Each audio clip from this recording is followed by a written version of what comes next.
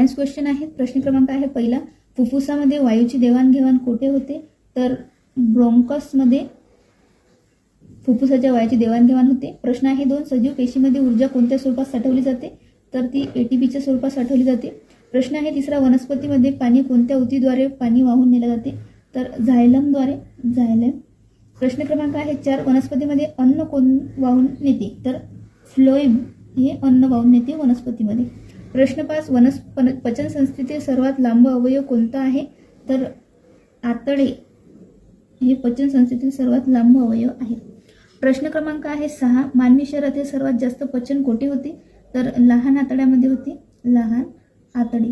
प्रश्न क्रमांक 7, चुंबकत्वाचे SI एकक काय आहे? तर टेस्ला हे चुंबकत्वाचे SI एकक आहे.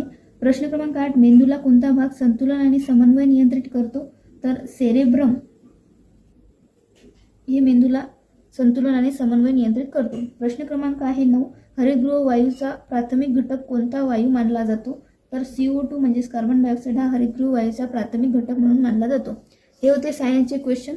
जर तुम्हाला हा व्हिडिओ आवडला असेल तर व्हिडिओला लाईक करा, शेअर करा आणि सबस्क्राईब करायला विसरू नका. धन्यवाद.